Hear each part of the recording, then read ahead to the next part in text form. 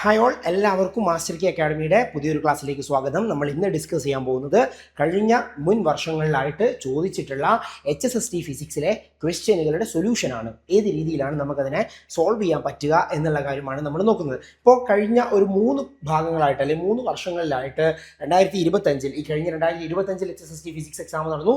2022 ഒരു നോട്ടിഫിക്കേഷൻ ഉണ്ടായിരുന്നു. അതുപോലെ തന്നെ 2018 ഒരു നോട്ടിഫിക്കേഷൻ ഉണ്ടായിരുന്നു. ഈ 3 പരീക്ഷകളിൽ ഉണ്ടായിട്ടുള്ള ക്വസ്റ്റ്യനുകൾ, ഫിസിക്സിൻ്റെ ക്വസ്റ്റ്യനുകൾ ഏത് രീതിയിലാണ് ചോദിച്ചിട്ടുള്ളത് എന്നും അതുപോലെ തന്നെ എങ്ങനെ നമുക്കതിനെ സൊല്യൂഷനിലേക്ക് എത്താമെന്നുള്ള ഒരു വീഡിയോ സീരീസാണ് നമ്മൾ ഉദ്ദേശിക്കുന്നത്. ഓക്കെ അല്ലേ? അപ്പോൾ ഈ പ്രീവിയസ് ഇയർ ക്വസ്റ്റ്യൻസ് നോക്കുമ്പോൾ മനസ്സിലാവുന്ന ഒരു കാര്യം, ആസ്പിറൻസ് എന്നുള്ള നിലയ്ക്ക് നിങ്ങൾ നോക്കിയിട്ടുണ്ടെങ്കിൽ നിങ്ങൾക്ക് മനസ്സിലാക്കാൻ പറ്റുന്ന ഒരു കാര്യം എന്ന് പറയുന്നത് 2018 നടന്ന പരീക്ഷയുടെ ക്വസ്റ്റ്യനുകളൊക്കെ വളരെ എളുപ്പമായിരുന്നു അല്ലേ? കമ്പയർ ടു 2022 ആൻഡ് 2025 2018 ക്വസ്റ്റ്യനുകളെ സംബന്ധിച്ച് വളരെ എളുപ്പമുള്ള ക്വസ്റ്റ്യൻ ആയിട്ട് നമുക്ക് ഫീൽ ചെയ്യും ആണല്ലോ. അതിവിടെയും നിങ്ങൾക്ക് മനസ്സിലാവും. നമ്മളിവിടെ റാൻഡമായിട്ട് എല്ലാ ഭാഗത്തും ക്വസ്റ്റ്യൻസ് എടുത്തിട്ടുണ്ട്. അപ്പോൾ നിങ്ങൾക്ക് മനസ്സിലാക്കാൻ പറ്റും ഈ പറയുന്ന 2018 ക്വസ്റ്റ്യൻസ് എന്ന് പറയുന്നത് കമ്പാരിറ്റീവ്ലി കുറച്ച് എളുപ്പമുള്ള ക്വസ്റ്റ്യൻസ് ആയിരുന്നു. ഓക്കെ, 2022 കുറച്ചുകൂടി ബുദ്ധിമുട്ടായി. 2025 ഇപ്പോൾ റീസെൻ്റ് ആയിട്ട് കഴിഞ്ഞ പരീക്ഷയിലും കുറച്ച് ബുദ്ധിമുട്ടായി. അപ്പോൾ സ്വാഭാവികമായിട്ടും നമ്മൾ എക്സ്പെക്ട് ചെയ്യേണ്ടത് ഹയർ ലെവലുള്ള ഒരു ക്വസ്റ്റ്യൻ പേപ്പറാണ് നമ്മൾ എക്സ്പെക്ട് ചെയ്യേണ്ടത്. But as A part of question series discussion നമ്മൾ എല്ലാ ഭാഗത്തുള്ള ക്വസ്റ്റ്യൻസും നമ്മൾ ഇതിനകത്ത് ഇൻക്ലൂഡ് ചെയ്തിട്ടുണ്ട്. ഓക്കെ അല്ലേ? അപ്പോൾ നമുക്ക് നേരെ നമ്മുടെ വീഡിയോയിലേക്ക് പോവാം, നോക്കാം.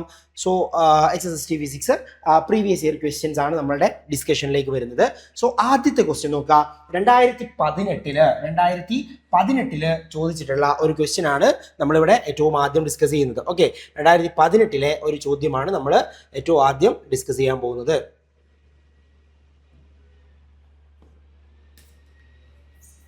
ഓക്കെ, 2018 ചോദിച്ചിട്ടുള്ള ഒരു ചോദ്യമാണ് നമ്മൾ ഏറ്റവും ആദ്യം ഡിസ്കസ് ചെയ്യാൻ പോകുന്നത്. 2018 HSST ഫിസിക്സിൽ ക്വസ്റ്റ്യൻ എന്താ നോക്കിയേ. The relation between energy and momentum of A particle of mass M mass ഉള്ള ഒരു ഒബ്ജക്റ്റിന്റെ, ഒരു പാർട്ടിക്കിളിന്റെ എനർജിയും മൊമെന്റവും തമ്മിലുള്ള റിലേഷൻ എന്താണ് എന്നുള്ളതാണ് ചോദ്യം. ഓക്കെ, ഓപ്ഷൻസ് നോക്കിയേ. Option A E = P/m, then E = 2P/m, E = P²/2m, E = P²/m. എന്തായിരിക്കും വരുന്നത്? P²/2m ആണ്. എങ്ങനെയാണ് നമ്മൾ എഴുതുന്നത്? നമുക്കറിയാം, kinetic energy of A particle, ഒരു പാർട്ടിക്കിളിന്റെ കൈനറ്റിക് എനർജി നമുക്ക് എങ്ങനെ എഴുതാൻ പറ്റും? ½ mv² എന്ന് നമുക്ക് പറയാലോ അല്ലേ? ഒരു ഒബ്ജക്റ്റ് മൂവ് ചെയ്യുന്നുണ്ട് എങ്കിൽ അതിന്റെ കൈനറ്റിക് എനർജി എന്ന് പറയുന്നത് ½ mv² ആണ്. അതേ പാർട്ടിക്കിളിന്റെ മൊമെന്റം എന്ന് പറയുന്നത് എന്തായിരിക്കും? P = mv ആണ്. P = mv ആണ്. സോ ഇതിനകത്ത് നോക്കിയേ, P = mv യിൽ നിന്ന് നമുക്ക് എന്ത് ചെയ്യാം? V എന്ന് പറയുന്ന വാല്യൂവിന് പകരം നമുക്ക് എന്ത് ചെയ്യാം? P/m = v എന്ന് കൊടുത്തൂടെ അല്ലേ? ജസ്റ്റ് റീഅറേഞ്ച് ചെയ്ത് കഴിഞ്ഞാൽ P/m = v എന്ന് നമുക്ക് കിട്ടുമോ? കിട്ടും. ദെൻ അങ്ങനെയാണെങ്കിൽ നമ്മളുടെ ഇക്വേഷനകത്തേക്ക് ഇതിനെ സബ്സ്റ്റിറ്റ്യൂട്ട് ചെയ്തേ. എന്താണ് നമ്മളുടെ കൈനറ്റിക് എനർജിയുടെ അല്ലെങ്കിൽ എനർജിയുടെ ഇക്വേഷൻ എന്ന് പറയുന്നത്? ½ mv² എന്ന് പറയുന്നതാണ് എനർജിയുടെ ഇക്വേഷൻ എന്ന് പറയുന്നത്. ഓക്കെ, എനർജിയുടെ ഇക്വേഷൻ ½ mv² ആണ്. V എന്ന് പറയുന്നത് ഫ്രം ദ മൊമെന്റം റിലേഷൻ, മൊമെന്റവുമായിട്ട് അസോസിയേറ്റ് ചെയ്യുന്ന റിലേഷൻ വെച്ചിട്ട് നമുക്ക് എന്ത് പറയാം? V = P/m എന്ന് പറഞ്ഞൂടെ? അതായത് P എന്ന് പറയുന്നത് ഇവിടുത്തെ മൊമെന്റം ആണ്. മൊമെന്റം ഡിവൈഡഡ് ബൈ മാസ് എന്ന് പറഞ്ഞൂടെ നമുക്ക് അല്ലേ? എന്ത് വെലോസിറ്റി എന്ന് പറയുന്നത്. അപ്പോൾ ഈ ഇക്വേഷനകത്ത് നമ്മൾ വിക്ക് പകരം എന്ത് സബ്സ്റ്റിറ്റ്യൂട്ട് ചെയ്യുക? P/m എന്നുള്ള വാല്യൂ സബ്സ്റ്റിറ്റ്യൂട്ട് ചെയ്യുക. ഓക്കെ, അപ്പം എന്താ വരിക നോക്കാലോ. സോ വി അല്ല, E = ½ m × v² വരെ എന്ത് ചെയ്യുക? P/m². ഓക്കെ, വിക്ക് പകരം P/m കൊടുക്കുക. ഇവിടെ v² ആണ്. സോ P/m² എന്നുള്ളതായിരിക്കും നമ്മൾ സബ്സ്റ്റിറ്റ്യൂട്ട് ചെയ്യേണ്ടത് അല്ലേ? അപ്പം എന്താ വരുന്നത് നമുക്ക്? E = ½ എന്ത് വരും? m × P²/m² എന്ന് വരും അല്ലേ? P²/m² എന്ന് വരും. ഈ എമ്മും ഇവിടുത്തെ ഒരു എമ്മും കട്ട് ചെയ്ത് പോകുമല്ലോ. ബാക്കി എന്താ ഉണ്ടാവുക? E = P²/2m എന്ന് വരും. P²/2m. ഈ ഇക്വേഷൻ എന്തിനെയാണ് ഡിനോട്ട് ചെയ്യുന്നത്? എനർജിയും മൊമെന്റവും തമ്മിലുള്ള റിലേഷൻ ആണ്. ഓക്കെ, എനർജിയും മൊമെന്റവും തമ്മിലുള്ള റിലേഷൻ ആണ് എന്തെന്ന് പറയുന്നത്? E = P²/2m എന്ന് പറയുന്നത്. ഓക്കെ അല്ലേ? ക്ലിയർ അല്ലേ? സോ E = P²/2m എന്നുള്ളതാണ് നമ്മളുടെ ഇക്വേഷൻ എന്ന് പറയുന്നത്. ഓക്കെ, ക്വസ്റ്റ്യൻ എന്തായിരുന്നു? ക്വസ്റ്റ്യൻ നോക്കിയേ. Relation between energy and momentum of A particle of mass M mass ഉള്ള ഒരു ഒബ്ജക്റ്റിന്റെ അല്ലെങ്കിൽ പാർട്ടിക്കിളിന്റെ എനർജിയും മൊമെന്റവും എങ്ങനെ റിലേറ്റ് ചെയ്യുന്നു? എങ്ങനെയാണ് റിലേറ്റ് ചെയ്യുന്നത്? E ഈക്വൽ ടു, ഇ എന്ന് പറയുന്നത് എനർജിയാണ്, E equal to p² divided by 2m, where p is the momentum. p എന്ന് പറയുന്നത് എന്താണ്? മൊമെന്റം ആണ് അല്ലെ. p എന്ന് പറയുന്നത് മൊമെന്റം ആണ്. m എന്ന് പറയുന്നത് എന്താണ്? മാസ് ഓഫ് ദി പാർട്ടിക്കിൾ ആണ്, mass of the particle. And E എന്താണ്? ഇ എന്ന് പറയുന്നത് എനർജി ആണ്. ഓക്കെ അല്ലേ? സോ 2018 ചോദിച്ചിട്ടുള്ള ഒരു ക്വസ്റ്റ്യൻ ആണ്. Okay, so energy equal to p² divide by 2m എന്ന് നമുക്ക് കിട്ടും. ഓക്കെ ആണല്ലോ? ഓക്കെ, ദെൻ അങ്ങനെയാണെങ്കിൽ നമുക്ക് അടുത്ത ക്വസ്റ്റ്യനിലേക്ക് പോവാം. അടുത്ത ക്വസ്റ്റ്യൻ ഇതും 2018 തന്നെ ചോദിച്ചിട്ടുള്ള ഒരു ക്വസ്റ്റ്യൻ ആണ്. എന്താ നോക്കാം? an integrator in an integrator the feedback element is, okay, 2018 HSST ക്ക് വന്നിട്ടുള്ള ക്വസ്റ്റ്യൻ ആണ്. in an integrator the feedback element is, ഒരു ഇന്റഗ്രേറ്റർ സർക്യൂട്ടിലെ ഫീഡ്ബാക്ക് എലമെന്റ് എന്താണ് എന്നുള്ളതാണ് ചോദ്യം. ഓപ്ഷൻസ് നോക്കിയേ. കപ്പാസിറ്റർ ഉണ്ട്, റെസിസ്റ്റർ ഉണ്ട്, സെനർ ഡയോഡ് ഉണ്ട്, ട്രാൻസിസ്റ്റർ ഉണ്ട് അല്ലേ? ഒരു capacitor, resistor, Zener diode, transistor, ഇങ്ങനെ 4 ഓപ്ഷൻ നമുക്ക് തന്നിട്ടുണ്ട്. ഇതിനകത്ത് ഒരു ഫീഡ്ബാക്ക് സർക്യൂട്ടായിട്ട് ആക്ട് ചെയ്യുന്നത്, ഒരു ഇന്റഗ്രേറ്റർ സർക്യൂട്ടിൽ ഫീഡ്ബാക്ക് എലമെന്റ് ആയിട്ട് ആക്ട് ചെയ്യുന്നത് ആരാണ് എന്നുള്ളതാണ് ചോദ്യം. ആരാണ്?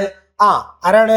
അത് നമ്മുടെ കപ്പാസിറ്റർ ആണ്. കപ്പാസിറ്റർ ആണ് എന്തെന്ന് പറയുന്നത് ഇവിടുത്തെ ഫീഡ്ബാക്ക് എലമെന്റ് ആയിട്ട് ആക്ട് ചെയ്യപ്പെടുന്നത്. നോക്കാം എന്താണ് അതിന്റെ ഡീറ്റെയിലിംഗ് ആയിട്ടുള്ള എക്സ്പ്ലനേഷൻ എന്ന് നോക്കാം.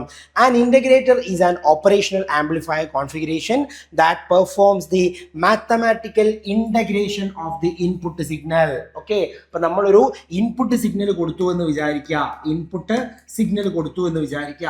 ആ സിഗ്നലിന്റെ ഇന്റഗ്രേഷൻ ഓപ്പറേഷൻ നടത്തുന്ന ഒരു സിസ്റ്റത്തെയാണ്, ഒരു ഓപ്പറേഷണൽ ആംപ്ലിഫയർ കോൺഫിഗറേഷനെയാണ് നമ്മൾ ഇന്റഗ്രേറ്റർ സർക്യൂട്ട് എന്ന് പറയുന്നത്. Okay, an integrator is an operational amplifier, it's an opamp, it's an operational amplifier configuration that performs the mathematical integration of the input signal. ഒരു ഇൻപുട്ട് സിഗ്നലിന്റെ mathematical integration process അല്ലെങ്കിൽ integration ചെയ്യുന്ന, operation നടത്തുന്ന ഒരു configuration ആണ് എന്തെന്ന് പറയുന്നത് ഒരു ഇന്റഗ്രേറ്റർ സർക്യൂട്ട് എന്ന് പറയുന്നത്. ഇതേപോലെ ഡിഫറൻഷിയേഷൻ നടത്തുന്ന, പ്രോസസ്സ് നടത്തുന്ന പിന്നെ ഓപാമ്പ് ഉണ്ട്, അതിനെ നമ്മൾ ഡിഫറൻഷിയേറ്റർ എന്നാണ് വിളിക്കുന്നത്. ഓക്കെ, ഇലക്ട്രോണിക്സിൽ നമ്മൾ പഠിക്കുന്നതാണ് എന്താണ് ഡിഫറൻഷിയേറ്റർ, എന്താണ് ഇന്റഗ്രേറ്റർ എന്നൊക്കെ ഉള്ളത്. അപ്പോൾ ഒരു mathematical operation, mathematical integration operation നടത്തപ്പെടുന്ന കോൺഫിഗറേഷൻ ആണ് എന്തെന്ന് പറയുന്നത് ഇന്റഗ്രേറ്റർ എന്ന് പറയുന്നത്. സോ സ്റ്റാൻഡേർഡ് ആയിട്ടുള്ള ഇന്റഗ്രേറ്റർ സർക്യൂട്ടിനകത്ത് ഒരു ഇൻപുട്ട് റെസിസ്റ്റർ ഉണ്ടാകും, ഒരു ഇൻപുട്ട് റെസിസ്റ്റർ ഉണ്ടാവും. The input resistor is connected to the inverting input. Inverting ഇൻപുട്ടിൽ നമ്മൾ പ്ലേസ് ചെയ്യുന്ന ആരായിരിക്കും? ഒരു റെസിസ്റ്റർ ആയിരിക്കും. The feedback element is a capacitor. Feedback element എന്താണ്? കപ്പാസിറ്റർ ആണ്. Which connected between the output and the inverting input. ഇൻപുട്ടിന്റെയും ഔട്ട്പുട്ടിന്റെയും ഇൻ ബിറ്റ്വീൻ ആയിട്ട് കണക്ട് ചെയ്തിട്ടുണ്ടാവും. കാരണം എന്താ? നമുക്ക് വരുന്ന ഔട്ട്പുട്ട് എന്ന് വേണം നമ്മൾ ഇൻപുട്ട് എടുക്കാൻ. അതിനെയാണ് നമ്മൾ ഫീഡ്ബാക്ക് സർക്യൂട്ട് എന്ന് പറയുന്നത് അല്ലെ. അപ്പൊ അത്തരത്തിൽ ഫീഡ്ബാക്ക് സർക്യൂട്ടുകളിൽ ആക്ട് ചെയ്യപ്പെടുന്ന അല്ലെങ്കിൽ ഇന്റഗ്രേറ്റഡ് സർക്യൂട്ടിൽ നമ്മൾ പ്ലേസ് ചെയ്യുന്ന ഒരു ഡിവൈസ് ആണ് എന്തെന്ന് പറയുന്നത് കപ്പാസിറ്റർ എന്ന് പറയുന്നത്. അത് എവിടെയാണ് കണക്ട് ചെയ്യുന്നത്? Connected between the output and the input. Okay, output and the inverting input. Okay, ഔട്ട്പുട്ടിന്റെയും ഇൻവേർട്ടിംഗ് ഇൻപുട്ടിന്റെയും ഇൻ ബിറ്റ്വീൻ ആയിട്ട് കണക്ട് ചെയ്യുന്ന ആളാണ് ആര് എന്ന് പറയുന്നത്? നമ്മളുടെ കപ്പാസിറ്റർ എന്ന് പറയുന്നത്. ആ കപ്പാസിറ്റർ ഇവിടെ എന്തായിട്ടാണ് ആക്ട് ചെയ്യുന്നത്? അത് ഫീഡ്ബാക്ക് എലമെന്റ് ആയിട്ടാണ് ആക്ട് ചെയ്യുന്നത്. സെറ്റ് അല്ലേ? ഓക്കെ, ദെൻ അടുത്ത് നോക്കിയേ. The capacitor in the feedback path causes the output voltage to be proportional to the integral of the input voltage. Output വോൾട്ടേജിന്റെ output voltage to be proportional to the integral of the input voltage. അതിനുവേണ്ടി സഹായിക്കുന്ന feature അല്ലെങ്കിൽ part എന്ന് പറയുന്നത് ആരാണ്? അത് capacitor ആണ്. Okay, അപ്പൊ കപ്പാസിറ്റർ ആണ് ഒരു ഇന്റഗ്രേറ്റർ സർക്യൂട്ടിലെ ഫീഡ്ബാക്ക് എലമെന്റ് ആയിട്ട് ആക്ട് ചെയ്യപ്പെടുന്നത്. റെസിസ്റ്ററിന്റെ ജോലി എന്താണ്? ഇൻപുട്ട് റെസിസ്റ്റർ എവിടെയാണ്? ഇൻവേർട്ടിംഗ് ഇൻപുട്ടിലാണ് കണക്ട് ചെയ്തിട്ടുണ്ടാവുക. ആ ഇൻവേർട്ടിംഗ് ഇൻപുട്ടിന്റെയും ഔട്ട്പുട്ടിന്റെയും ഇൻ ബിറ്റ്വീൻ ആയിട്ടായിരിക്കും നമ്മൾ ഫീഡ്ബാക്ക് എലമെന്റ് ആയിട്ടുള്ള കപ്പാസിറ്ററിനെ ഒരു ഇന്റഗ്രേറ്റർ സർക്യൂട്ടിൽ പ്ലേസ് ചെയ്യുന്നുണ്ടാവുക. ഓക്കെ അല്ലേ?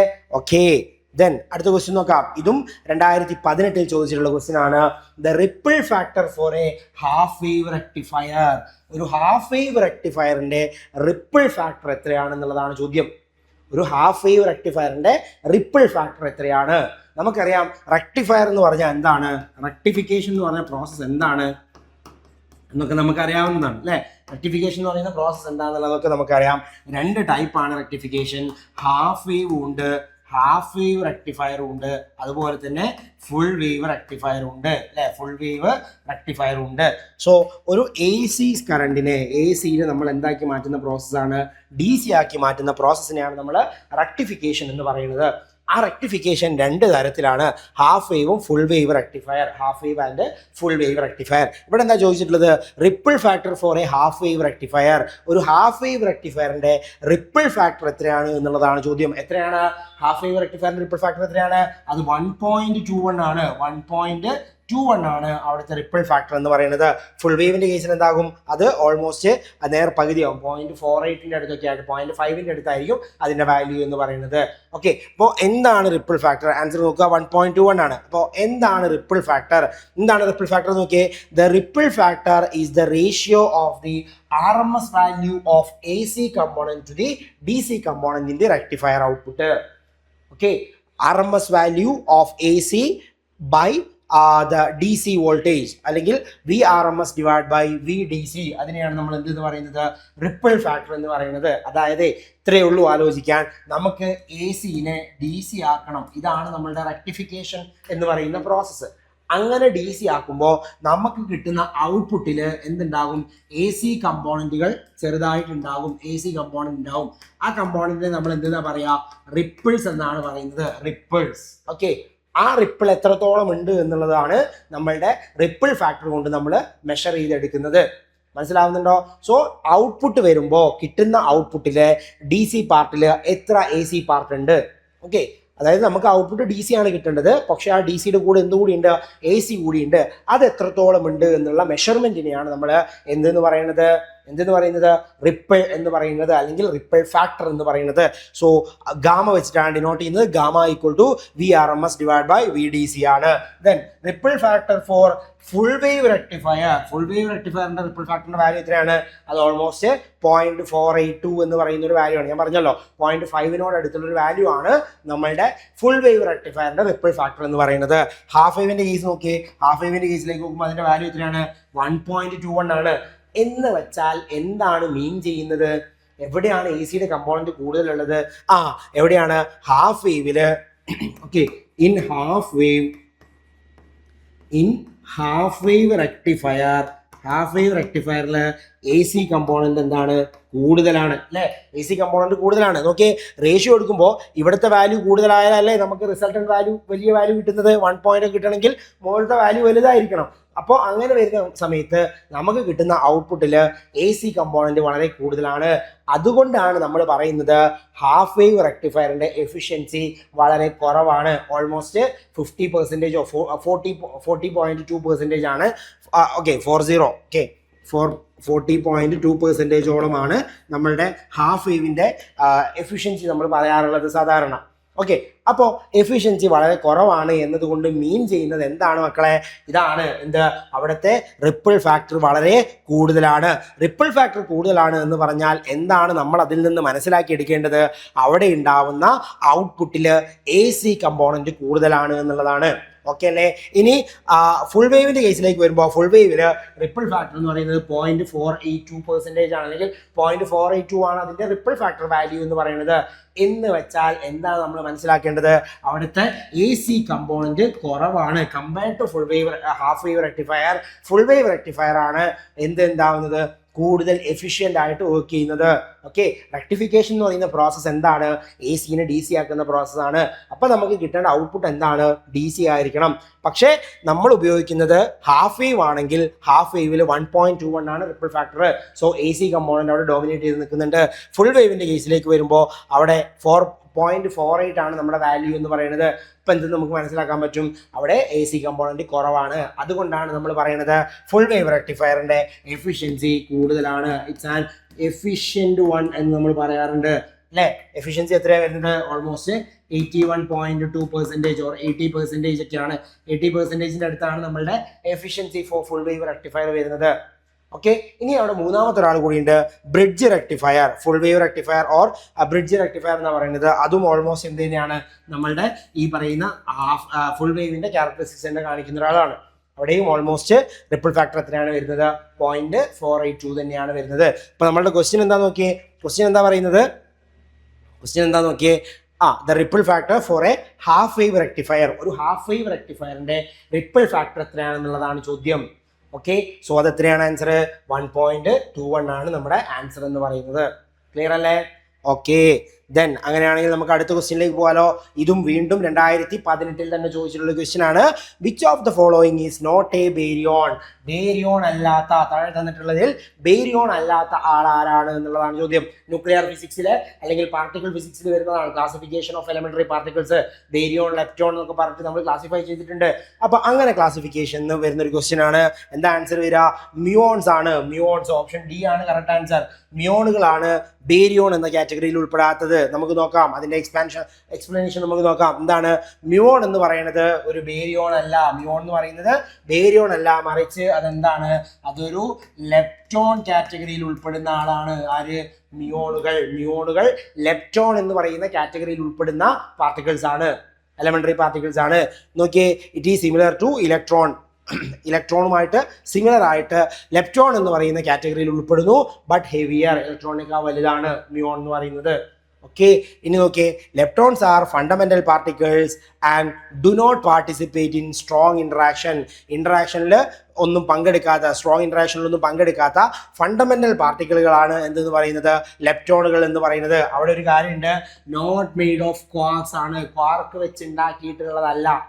Okay, it is not made by quark കൊണ്ട് ഉണ്ടാക്കിയിട്ടില്ലാത്ത പാർട്ടിക്കിളുകൾ ആണ് ആര് എന്ന് പറയുന്നത്? ലെപ്റ്റോണുകൾ എന്ന് പറയുന്നത്. ബേരിയോൺ എന്ന് പറയുന്നത് എന്താണ്? ബേരിയോൺ ആണല്ലോ നമ്മളുടെ ചോദ്യം.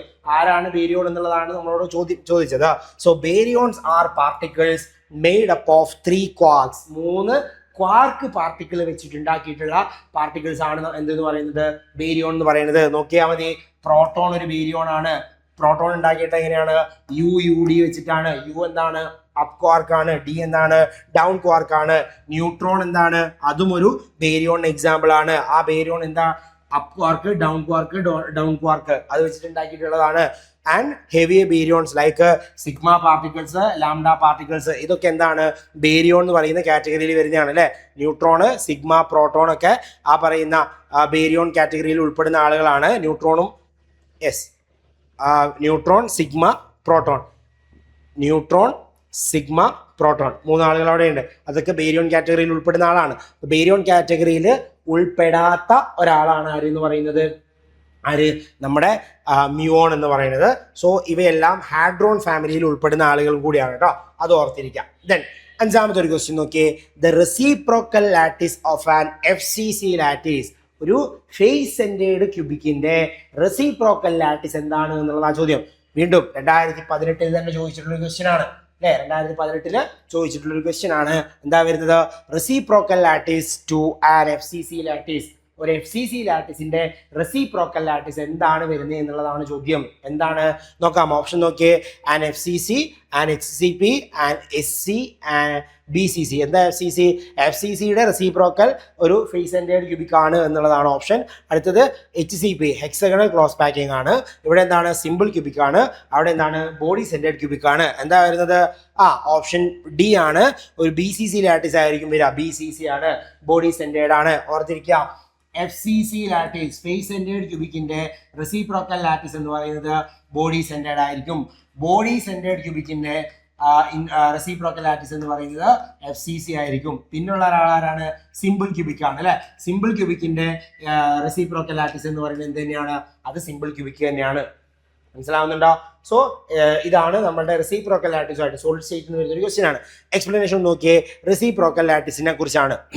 The reciprocal lattice of a given Bravais lattice is another Bravais lattice that describes the periodicity in momentum. K സ്പേസിൽ നമ്മൾ റെപ്രസെന്റ് ചെയ്യുന്ന മറ്റൊരു ബ്രവായ്സ് ലാറ്റിസ് തന്നെയാണ് എന്തെന്ന് പറയുന്നത്? നമ്മളുടെ റെസിപ്രോക്കൽ ലാറ്റിസ് എന്ന് പറയുന്നത്. അതിൽ ഏറ്റവും പ്രധാനമായിട്ട് ഓർത്തിരിക്കേണ്ട പ്രോപ്പർട്ടി നമ്മൾ നേരത്തെ പറഞ്ഞ കാര്യമാണ്. The reciprocal lattice of A simple cubic lattice is simple cubic lattice. അതായത് ഒരു സിമ്പിൾ ക്യൂബിക്കിന്റെ റെസിപ്രോക്കൽ ലാറ്റിസ് എന്ത് തന്നെയാണ്? സിമ്പിൾ ക്യൂബിക് തന്നെയാണ്. അടുത്ത എന്താ നോക്കിയേ, the reciprocal of A body centred cubic. B C സിയുടെ ലാറ്റിസ് എന്താണ്? അത് എഫ് സി സി ആണ്. ബി സി സിയുടെ എന്താണ്? എഫ് സി സി ആണ്. ബി സിയുടെ ബോഡി സെന്റേർഡ് ക്യൂബിക് അല്ലെങ്കിൽ B C C body cubic, body centred cubic എന്നൊക്കെ പറയാം. ബി സി സിയുടെ റെസിപ്രോക്കൽ ലാറ്റിസ് എന്ന് പറയുന്നത് എന്താണ്? എഫ് സി സി ആണ്. ഇനി അടുത്ത നോക്കിയേ, അടുത്ത പോയിന്റ് നോക്കിയേ, the reciprocal lattice of A F C C. Okay, F C C lattice അതിന്റെ റെസിപ്രോക്കൽ എന്താണ്? അത് ബി സി സി ആണ്. അപ്പൊ നോക്കിയാൽ മതി, സിമ്പിൾ ക്യൂബിക്കിൻ്റെത് സിമ്പിൾ ക്യൂബിക് തന്നെയാണ്. ബി സി സിയുടേത് ആരാണ്? എഫ് സി സി ആണ്. എഫ് സി സിയുടേത് ആരാണ്? അത് ബി സി സി ആണ്. Reciprocal lattice. ഓക്കെ, സോ ഇതാണ് നമ്മളുടെ ക്വസ്റ്റ്യൻ എന്ന് പറയുന്നത്. 2018 ചോദിച്ചിട്ടുള്ള ഒരു ചോദ്യമാണ്. ഓക്കെ ആണോ?